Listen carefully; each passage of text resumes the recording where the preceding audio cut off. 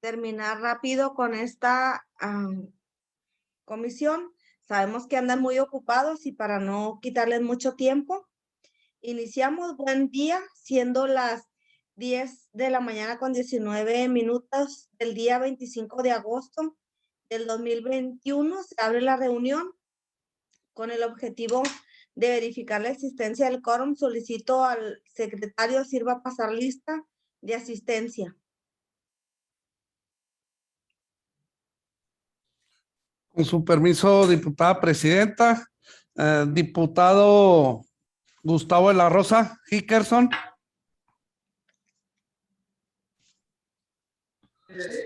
Presente. Sí, gracias. Diputada Marisela Sáenz. Presente. El de la voz, Francisco Humberto Chávez Herrera. Presente. Le informo, diputada presidenta, que nos encontramos 3 de los 5 de la comisión. Gracias, diputado secretario. Una vez verificado el quórum legal, se da inicio a la reunión del día 25 de agosto del 2021, reunidos a través de esta plataforma digital de conformidad con el acuerdo número 012 del 2020, aprobado los 8 días del mes de junio del 2020, por lo que todos los acuerdos que en ella se tomen tendrán plena validez legal. A continuación, me permito poner a su consideración el siguiente orden del día. Como primer punto, pase de lista de asistencia. Segundo, lectura y aprobación, en su caso del orden del día. Tercer punto, lectura y aprobación en su caso del acta de la reunión anterior. Y quinto punto, análisis de las siguientes iniciativas integradas en 2 bloques, conformada por los asuntos. Asunto 14, asunto 872, asunto 2993. Es el primer bloque. El segundo bloque lo conforman el asunto 87, asunto 968, asunto 1912, asunto 2039, asunto 2416 y finalmente pasaríamos a asuntos generales. Una vez leído lo anterior, solicito al diputado secretario sirva a poner a consideración de las y los diputados presentes el orden del día para su aprobación en la forma acostumbrada.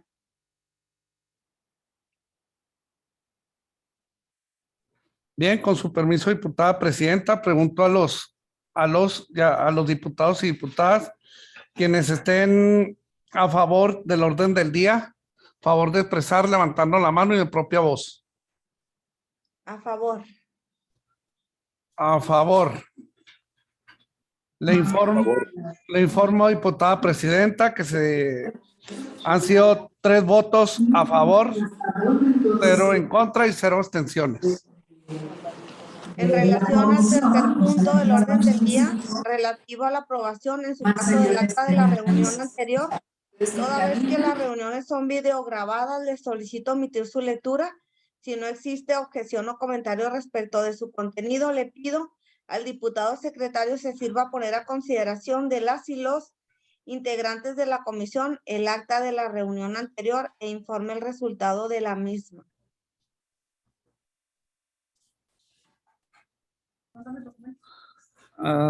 Con su permiso, diputada presidenta, pregunto a las diputadas y diputados si están a favor del contenido del acta de la reunión anterior, favor de expresar de propia voz o levantando su mano. A favor. A favor. El diputado de la Rosa. ¿Se fue? ¿Se fue? No lo veo conectado. Ni yo lo veo conectado, diputada. ¿Qué hacemos?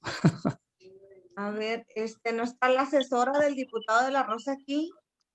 Un segundo, tuvo un problema de conexión, pero ahí se reconecta. Ah, muy bien, entonces Muy bien. esperamos. Esperamos. Gracias.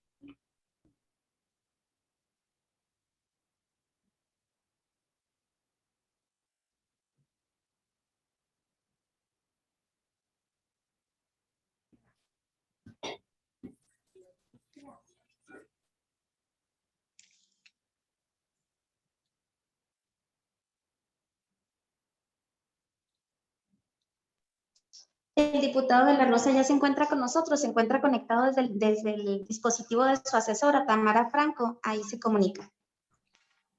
Muy bien, gracias.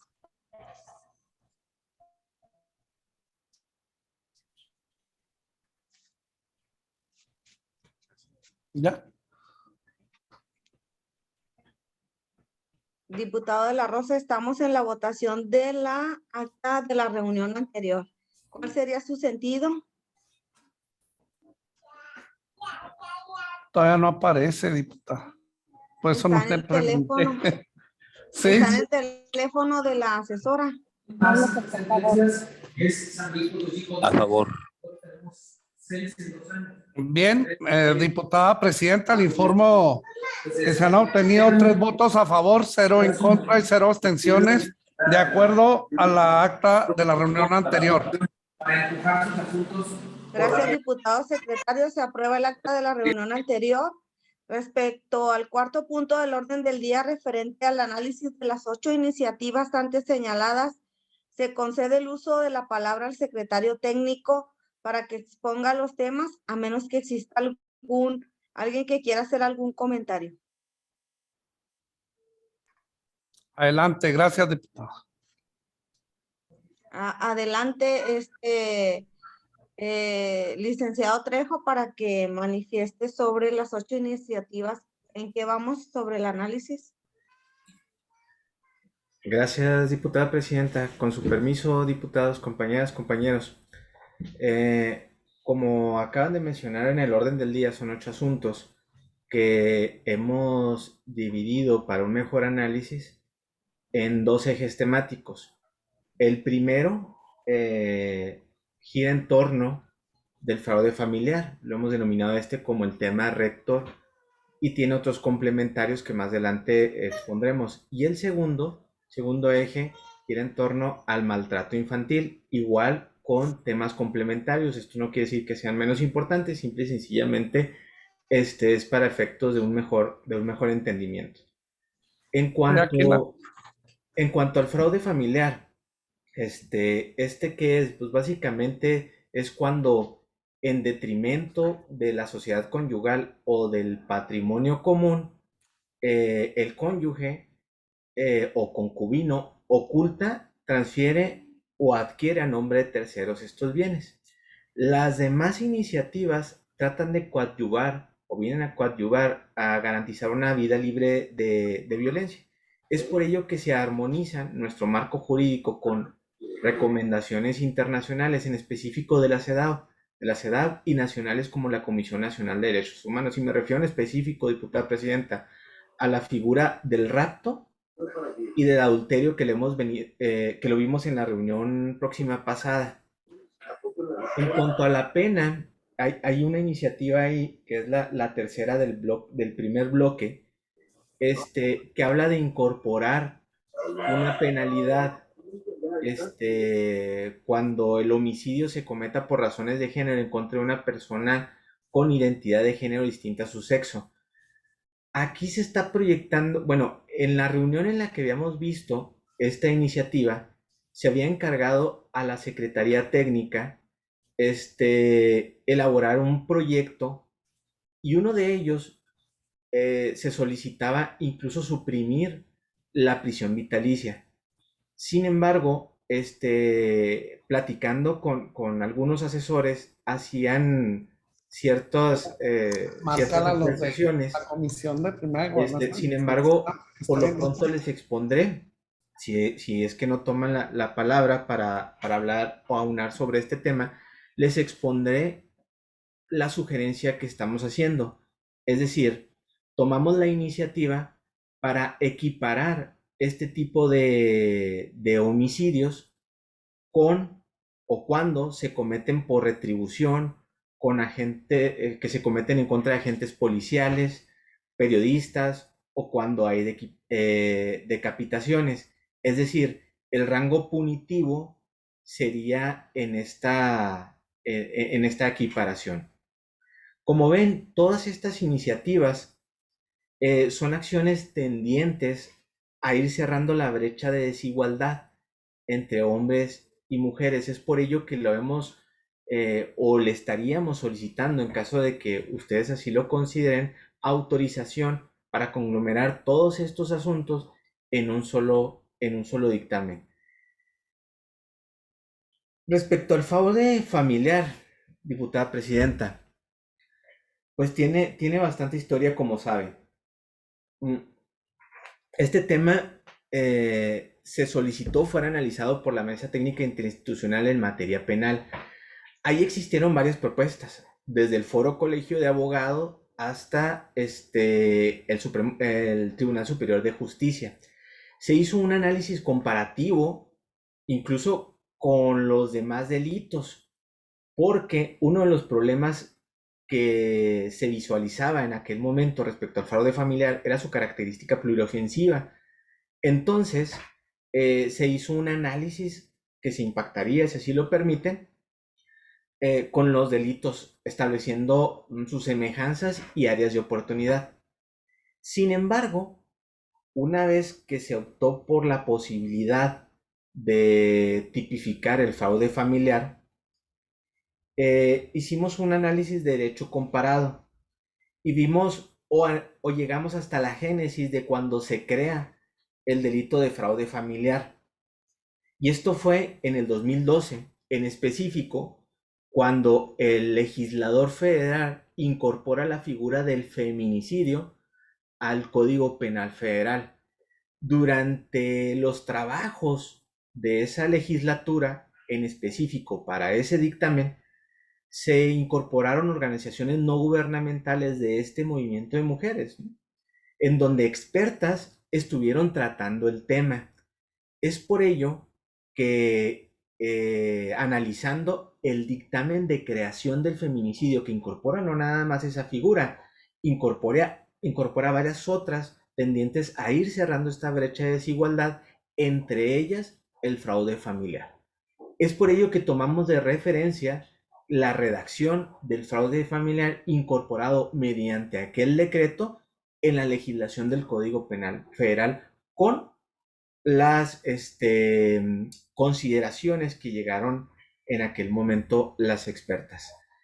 Pero la gran pregunta era, diputada presidenta, ¿cuál sería el bien jurídico a tutelar? La federación lo pone como un delito patrimonial, un poquito más abajo ahí del fraude, ¿no? Sin embargo, dentro de este análisis que se realiza, que es el interior de la comisión, sabemos que es un delito pluriofensivo, es decir, afecta varios bienes jurídicos, pero visualizamos tres en específico, ¿no? Primero, la subsistencia de la víctima, es decir, los alimentos. El segundo, el patrimonio. Y el tercero, pues la integridad personal de quienes integran la familia, es decir, el adecuado desarrollo de la familia.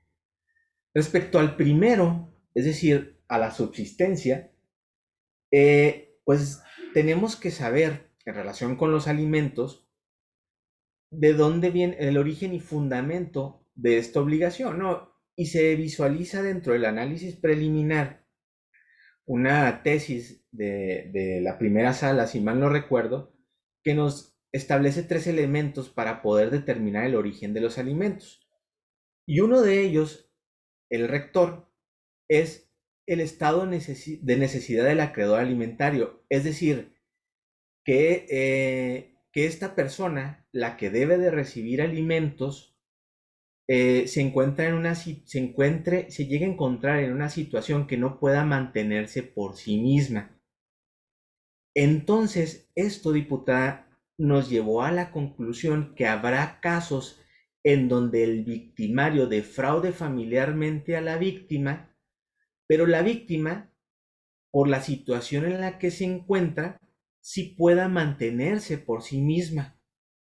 Por ende, faltaría este elemento esencial que dice la Corte para que tenga derecho a recibir alimentos. Es por ello que consideramos que el bien jurídico a tutelar pues no sería la subsistencia de la víctima, porque habría casos en donde con esta conducta no se lesione ese bien jurídico. Reitero, la subsistencia de la víctima. En cuanto al patrimonio, pues sabemos que existen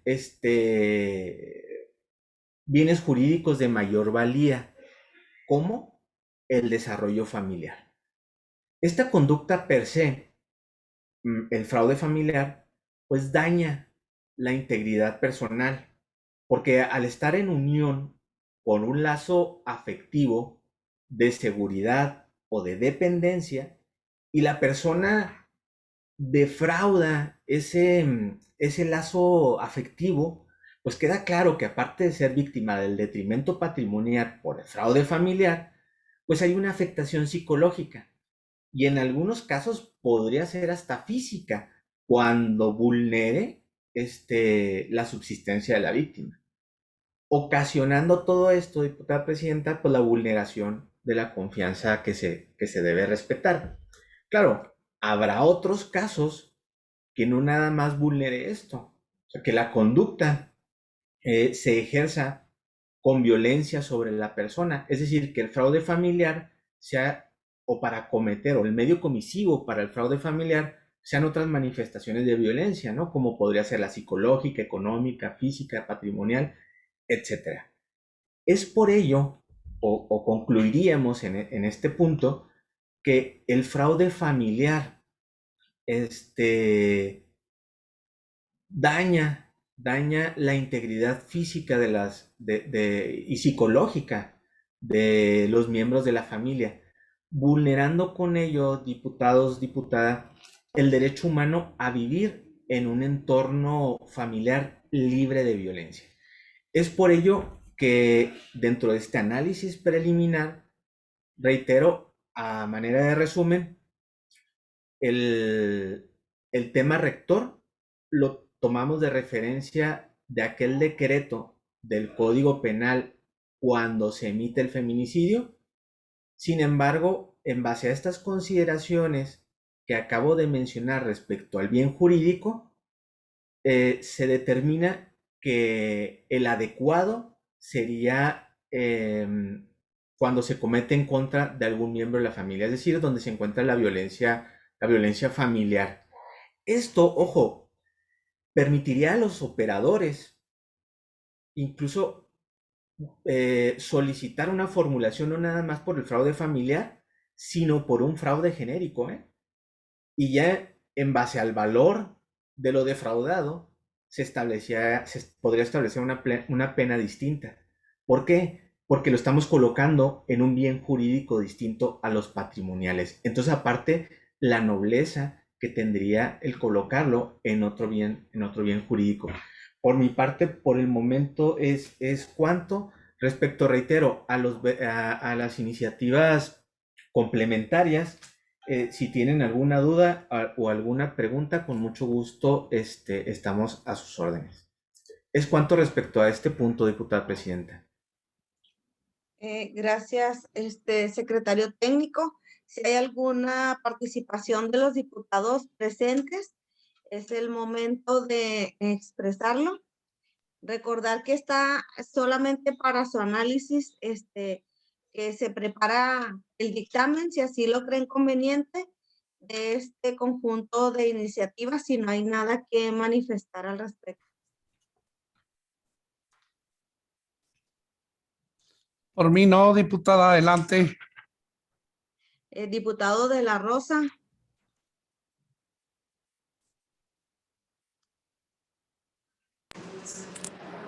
No tiene ningún comentario el diputado de la Rosa que adicionar.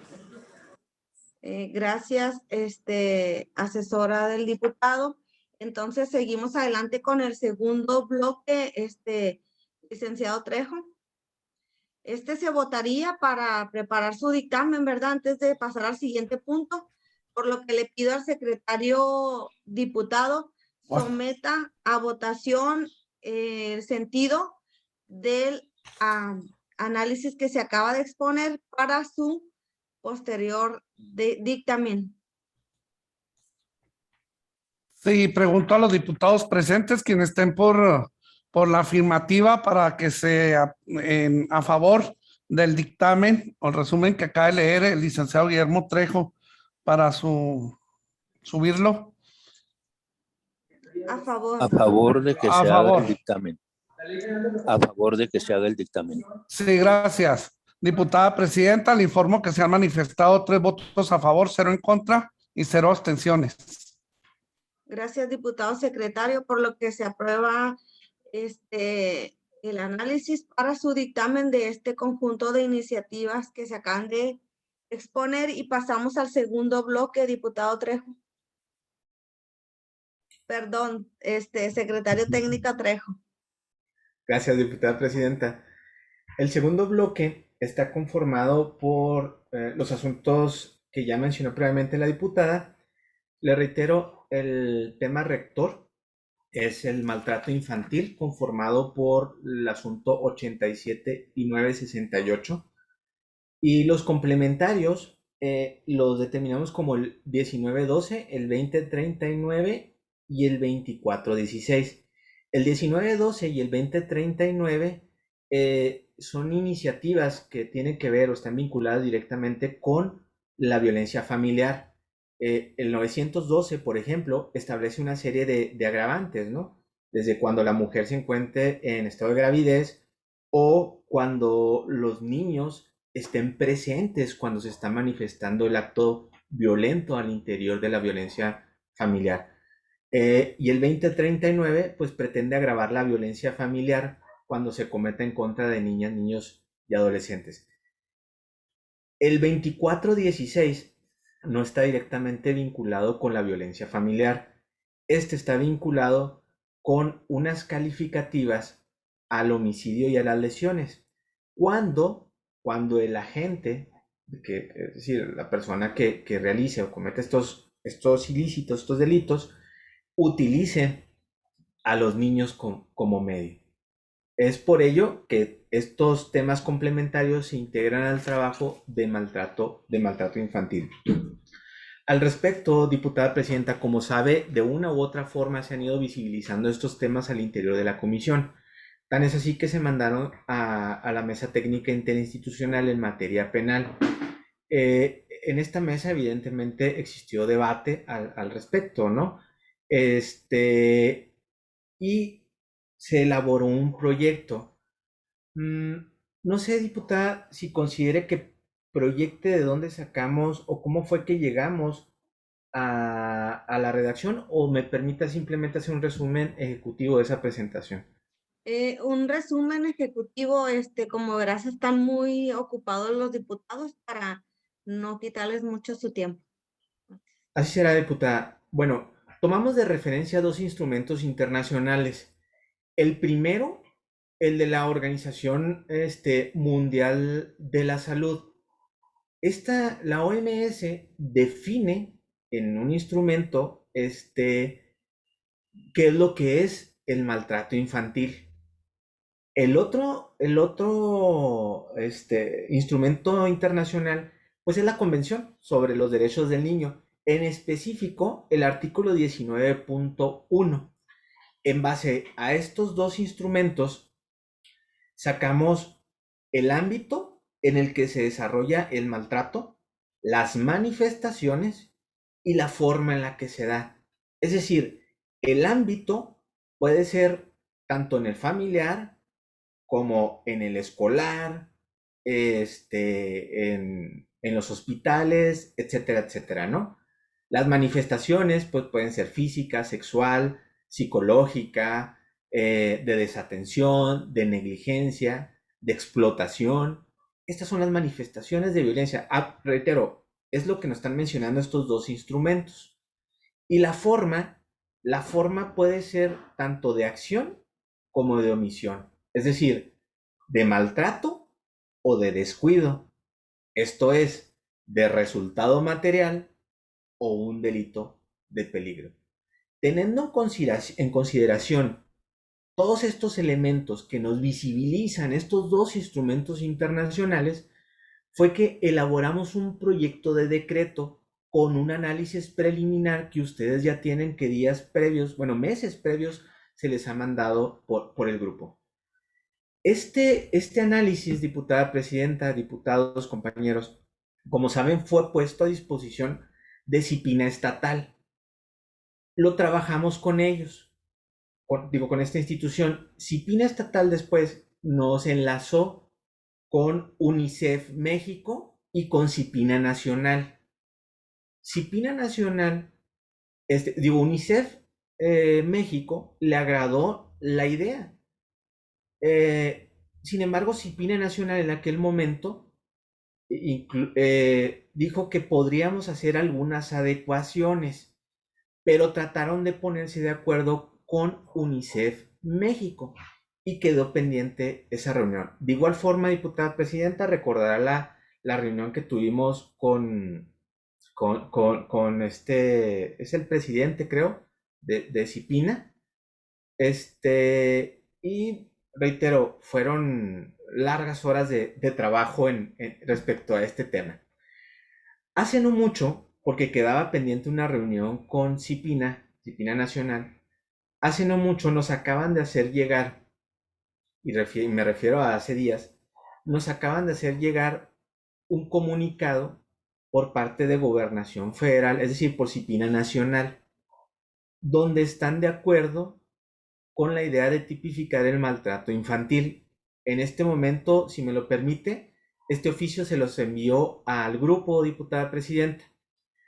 Sin embargo, nos comentan, diputada, que podríamos tomar de referencia la legislación de Sonora. Una vez que revisamos la legislación de Sonora, es muy similar al proyecto que nosotros habíamos enviado para análisis, pero trae otros agregados, el oficio que manda CIPINA Nacional, y esos agregados en específico son algunos complementos agravantes y otros que tienen que ver con maltrato infantil, pero desde la perspectiva civil. Es decir, con lo que tiene que ver con correcciones, ¿no? Sin embargo, diputada, hemos sugerido, por el momento en el que se encuentra ya esta legislatura, tomar de base lo que ya habíamos trabajado y la parte toral de la legislación de Sonora y todas las demás consideraciones extraordinarias que no han sido analizadas previamente ni por la mesa ni por esta comisión, que queden pendientes para continuar con su análisis tal vez en la próxima legislatura. Es decir, establecer un tipo básico en base a la legislación de Sonora, como lo recomienda CIPINA Nacional, pero los agregados que no han sido previamente analizados no se incorporen a este proyecto de dictamen, sino hasta que probablemente la próxima legislatura o cualquier legislador o legisladora que así lo considere y lo reincorpore al proceso legislativo, podamos continuar con este análisis. Por mi parte, por el momento es todo. Si tienen alguna duda, alguna pregunta o quieren aunar en algún tema, estamos a sus órdenes, diputada presidenta. Es cuanto. Gracias, secretario técnico. Si tienen alguna observación, los diputados presentes o alguna manifestación, y pues que tomemos en cuenta que estableceríamos el tipo básico y los agregados se los dejaríamos al diputado de la Rosa en la siguiente legislatura. Bueno, a los que se reeligen, ¿no? Que ya saben de los temas y pues preguntarle, secretario, no sé si hay alguna intervención por parte de los diputados presentes. Por mí no, diputada, adelante. Tampoco por parte del diputado de la Rosa. Gracias, diputados. Entonces, le pediría al diputado secretario que sometiera a votación el análisis para su dictamen con los diputados presentes.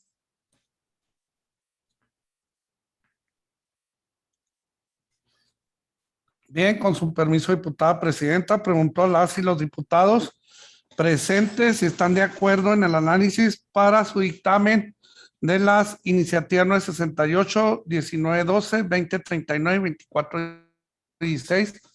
Favor de hacerlo levantando la mano y de propia voz. A favor. A favor. Gracias, diputado. Diputada presidenta, le informo que se han manifestado 3 votos a favor, 0 en contra y 0 abstenciones respecto al análisis para el dictamen de las iniciativas en mención.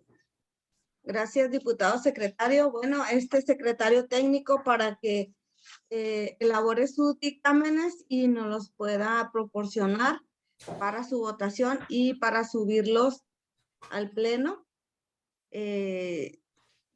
Para el desahogo del último punto del orden del día, solicito al diputado secretario pregunte si existe algún asunto general. Por instrucciones de la presidencia, pregunto a las y los integrantes de esta comisión si existe algún asunto general a tratar. Ninguno. No, ninguno. Muchas gracias, diputados, por su tiempo, por su esfuerzo. Y solamente quedaría que nos elaborara el secretario técnico los dictámenes. No sé si pudieran apoyarme para mañana en la tarde, como 4 de la tarde, para su votación, aprobación y subirlos al pleno, porque se tendrían que enlistar para el día viernes y ya subirlos en la última sesión que tendríamos como legislatura. Adelante, diputada. Muchas gracias, diputados. Diputada. Y sí, adelante, Memo. Disculpe la interrupción. Nada más comentarles, se nos está pasando que el día de ayer se bajó el dictamen que teníamos planeado darle lectura al pleno por una observación que hace el Grupo Parlamentario de Acción Nacional en la voz del doctor Marco Domínguez. Entonces, sí, creo que sí sería tal vez trascendente acordar si ese asunto se va a bajar de ese dictamen, en lo particular para darle continuidad al resto de los asuntos y que puedan ser subidos al pleno. Muy bien, Memo. Bueno, pues ahorita los diputados presentes y bajamos el dictamen que al parecer estaba mal para que sigan analizándolo de los que íbamos a subir ayer. Por eso no se presentó el dictamen porque venía en una sola exposición y ahí venía entonces lo bajamos para hacerles de su conocimiento y que bajáramos ese dictamen que venía mal y que pues no podía dañar los demás que ya estaban listos para la votación. Por mi parte, Memo, estoy de acuerdo en que se baje y que ya se quede nada más lo que sí está bien para la próxima sesión de pleno. Nada más, si me permite, diputada, enunciar el número de asunto. No sé si Marco lo tenga a la vista o presente el número de asunto. Y no tengo a la vista el número de asuntos. En primer momento lo identificó a la brevedad. Bueno, es el tema que establecía como un equiparado, cuando el medio, como un fraude equiparado, cuando el medio comisivo fueran las tarjetas de crédito, débito o transferencias interbancarias. Se habló, visibilizó, Marco Domínguez visibilizó la probable inconstitucionalidad por ser un tema financiero. Entonces, para continuar con su análisis de la probable o no inconstitucionalidad, es que se hizo esa sugerencia por Grupo Parlamentario de Acción Nacional, en el cual esta secretaría es coincidente con el análisis que hace el abogado. Pero sería ese asunto, diputada presidenta. Muy bien, gracias, Memo. Pues sí, de acuerdo en que se baje del dictamen que ya habíamos hecho y que los que si están ya listos sigan subsistiendo. Preguntarle a los demás diputados si están de acuerdo en que se baje del dictamen ya elaborado, que ayer se iba a votar, que acaban de mencionar que pudiera causar alguna inconstitucionalidad. De acuerdo, diputada. que se baje. Diputada, si me permite eso de la voz, por favor. Soy Marco Martínez. De acuerdo. Sí, gracias. Adelante, Marco. Miren, el asunto que comenta el liceo Trejo atiende a la adición que se pretendía realizar con la fracción 11ª del artículo 124. Aquí la duda que persiste es si en relación a este artículo 124 del Código Penal solamente se va a suprimir el dictamen la fracción 11ª o también la fracción 10ª que estaba propuesta. Esa es la duda que tengo nada más. Secretario técnico, ¿nos puede aclarar la duda? Nada más la del fraude por medio de tarjetas, abogado. ¿El del odómetro continúa igual, a menos de que exista alguna otra observación? No, ninguna, muchas gracias. Muchas gracias, secretario técnico. Muchas gracias, licenciado Martínez. Y como verán, pues se ha manifestado la mayoría de los diputados presentes en que se baje el dictamen y que se suban los demás que ya estaban listos para su lectura en el pleno y aprobación. Muchas gracias, secretario técnico. Gracias a todos. Que pasen muy buen día. Buen día a todos. Gracias. Gracias.